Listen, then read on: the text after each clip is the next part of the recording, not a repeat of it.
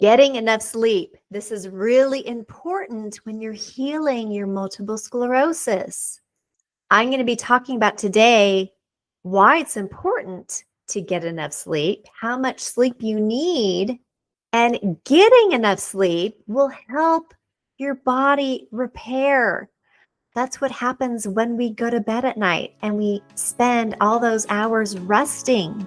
Our body is in repair mode. So keep listening. This is going to be a good one. Have you been diagnosed with MS and you're looking for more answers outside your typical medical system? You are not alone. Hi, I'm Adrienne. I'm a nutritionist and a certified integrative nutritional health coach. And I became interested in holistic health because I reversed my own MS symptoms over 10 years ago. Yes, reversing MS is possible. I'm living proof along with so many others. And I enjoy helping others reverse their symptoms too. Are you ready to learn a few things today? I am. Let's dive in. Okay, why do we need enough sleep? Well, it plays a vital role in supporting our brain, immune system, and symptom control, which can help the body heal more effectively and will reduce MS-related problems over time. And here is how. Number one, getting enough quality sleep reduces inflammation. So MS is driven by immune inflammation in the central nervous system, which you all know, and deep restorative sleep helps regulate inflammatory pathways. So poor sleep increases pro-inflammatory systems, and quality sleep shifts the immune system towards anti-inflammatory activity. Again, like I said, when you're sleeping, your body is busy repairing itself of any damage in the body. So what's the result of getting good sleep? Is less inflammation, potential fewer symptom flares, and better recovery after relapses. Number two, getting enough sleep supports myelin repair.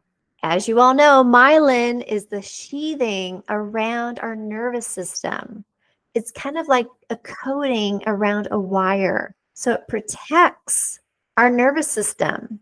So during sleep, good quality sleep, this promotes myelin repair. So your body is busy making new myelin and it's repairing itself. So here's the information I got.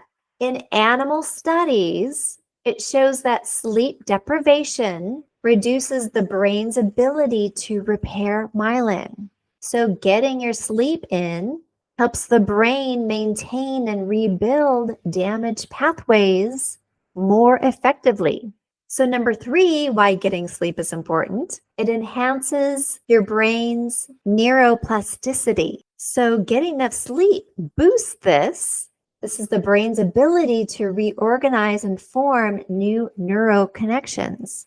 So with those of you with MS, this can help the brain reroute signals around damaged areas, potentially improving motor control, memory, cognitive function, and fatigue levels. One of the most common symptoms in MS, as you probably know, is fatigue, being tired all the time. And that was my major issue. But what really helps fatigue first is nutrition. When you eat the right foods, you're giving your body what it needs. And your energy comes back this way too. So number four, getting quality sleep improves cognitive and emotional function. So many with MS struggle with brain fog, memory issues, concentration problems, so also depression and anxiety. Sleep restores cognitive function and stabilizes mood, which can lower stress. Of course, that's a known trigger for MS flares. And number five, which I just talked about, sleep manages fatigue. And MS fatigue isn't just being tired, it's neurological. Poor sleep worsens MS fatigue dramatically. And if you get in enough sleep, you will have more energy, mobility, the ability to exercise. You're going to have more energy to do that. And then your overall quality of life will improve. And then the last one, number 6, getting your good sleep in will strengthen the glymphatic system, which is the brain detox pathway. So at night, the system removes metabolic waste, immune molecules, and toxins.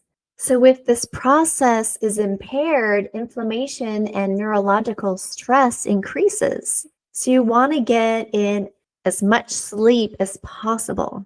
And you might be that person who has a hard time sleeping. You might have apnea.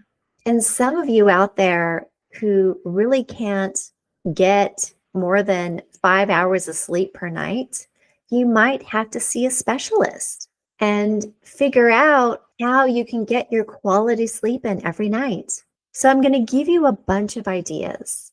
I want you to have a consistent sleep schedule. So go to bed and wake up about the same time every day, even on weekends. So for me, I go to bed pretty darn early, but I wake up early too. So I go to bed, like I'm in bed, usually at 8 o'clock every night, because I get up around 5 or 5:30, and I like my nighttime routine. So around 7:30, I'm well past dinner. A lot of people don't eat dinner until 7:30. There's more people, I think, that go to bed at 9 or 10 or even 11 these days, but that's okay as long as you get in at least 7 to 9 hours of sleep. That's what the average adult needs every night. So again, for me, at 7:30, I know I'm going to be going up the stairs and getting ready to get in bed. And this is when I'm doing my wash my face and brush my teeth routine.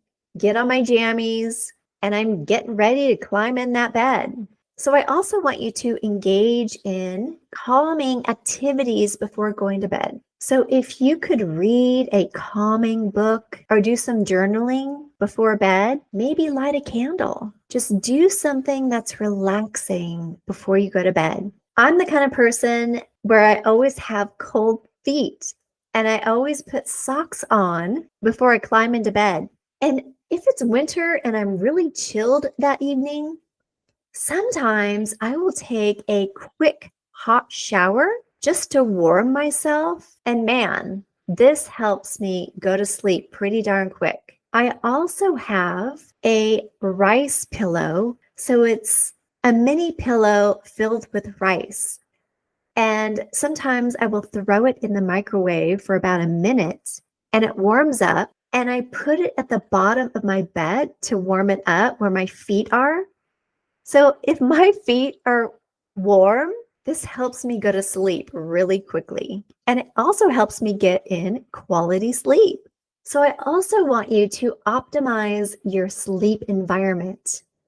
I want your bedroom to be cool and as dark as possible. And maybe you use a sound machine. We do. We have a sound machine right next to the bed. And the sound that we put on sounds like crickets. And to me, that cricket sound just puts me out. I also want to tell you to turn off your phones, the TV, any of these devices. Turn them off at least 1 hour before you go to bed, because those blue screens, they excite the brain and they're not good for you. So I want you to plug in your cell phones in another room if you can and turn off the TV.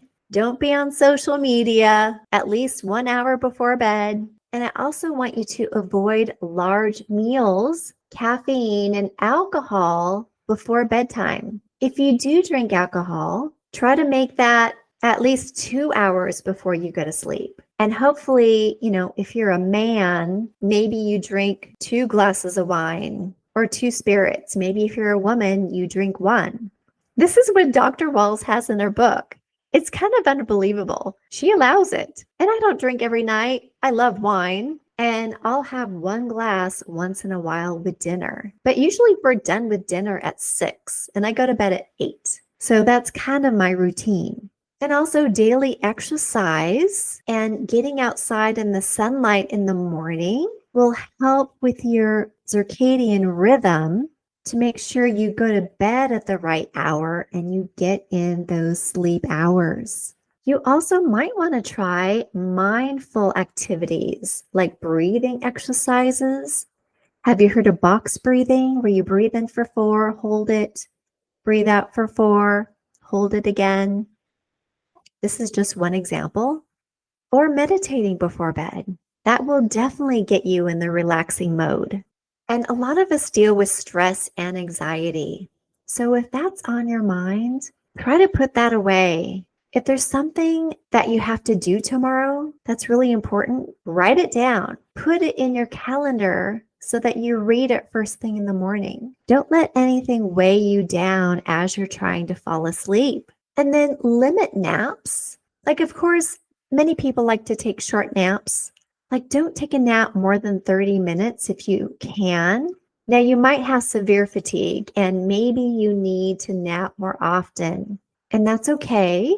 But if you can help it, try not to nap for too long because it might be harder for you to go to sleep at a reasonable hour. And then make sure that you have a comfortable bed.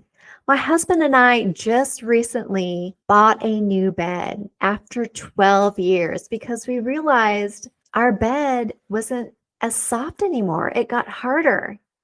And I know my husband had a hard time sleeping on his side. And so finally I said, we need to go bed shopping. We need a new mattress. So we found a softer mattress and now he can sleep on the side. And you want a cool room. And make sure you've got enough blankets. Like, I like to be weighed down. So I get under my sheet. I've got a blanket. I've got a comforter. And sometimes I even put a blanket over that. When I'm warm and cozy, I sleep so much better. And then you might want to try essential oils. So if you can put on any kind of organic lotion that's lavender scented or anything that will help you sleep better, put it on your chest. Or maybe you have face lotion that has scents to it that's organic. Or maybe you put on some lotion that smells like sandalwood or cedarwood or anything that will help you sleep better. This is a great idea as well. So I hope this helps you. Know that when you get enough sleep, you're going to heal MS more quickly. And if you have questions, you need support, reach out to me. You can coach with me or you can do my 12-week program. And I've had many people go through it already who have had superior results. So get in your sleep and you will hear from me in the near future. Would you like some support in healing your symptoms? You can totally heal. I've helped people do this. It's possible. So if you want help, reach out. You can email me at info@nourishyourway.com or you can go to the Work With Me page on my website. And that's nourishyourway.com. And you can get on my program and I'll help you get back to health. Don't wait any longer. You deserve to get your healthy life back.